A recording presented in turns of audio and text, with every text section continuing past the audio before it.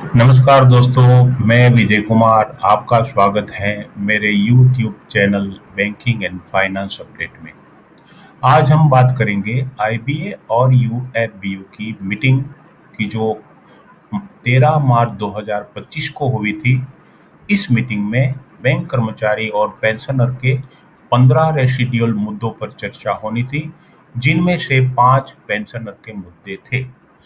पहला मुद्दा क्या था? तो bank to bear the expenses for payment of premium for group medical insurance of the pensioner।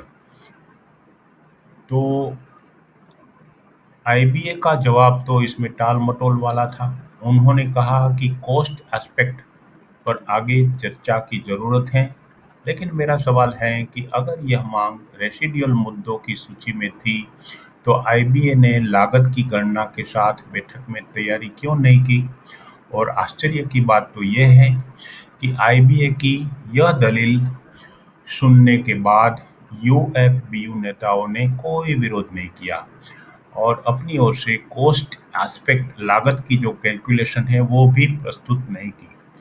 दूसरा महत्वपूर्ण मुद्दा था पेंशन अपडेशन का। उसके बारे में IBA ने कहा कि मामला न्यायालय में विचाराधीन है, लेकिन मेरा इसमें भी सवाल है कि क्या IBA और UFBU नेताओं को ये मालूम नहीं था कि मामला न्यायालय में विचाराधीन है? फिर IBA ने यह बैठक में क्यों बुलाई और UFBU ने इस तर्क को सुनने के बाद अपने आप को पीछे क्यों हटा लिया? तीसरा मुद्दा था इम्प्रूवमेंट इन एक्स ग्रेशिया। इसके बारे में IBA ने कहा कि अनुग्रह राशि की समीक्षा पर चर्चा चालू वित्त वर्ष के बाद ही हो सकती है। इसमें भी सवाल ये उठता है कि IBA को क्या पता नहीं था कि 8 मार्च 2024 को जो मिनट थी उसमें अप्रैल 2024 से हर साल अनुग्रह राशि की समीक्षा करने पर सहमति बनी थी या नहीं बनी थी। चौथा मुद्दा DA to all pensioner at uniform index of 8088 point. तो IBA ने संकेत दिया कि यदि संशोधन लागत तटस्थ होगा और बैंकों पर कोई अतिरिक्त लागत नहीं आएगी, तो वे इस मुद्दे पर चर्चा के लिए तैयार हैं।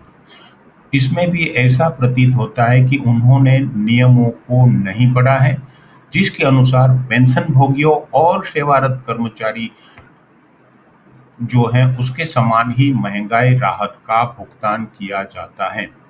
अंततोगत्वा दोस्तों, बैठक बिना किसी प्रगति के समाप्त हो गई, जिससे दोनों पक्षों की जो ओर से तैयारी और गंभीरता की कमी उजागर हुई। इसी सभी सवालों के जवाब मुझे तो नहीं मिले और मुझे लगता है कि आपको भी नहीं मिलेंगे।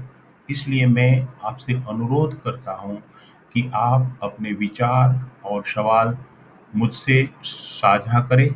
शुक्रिया। जय हिंद, जय भारत।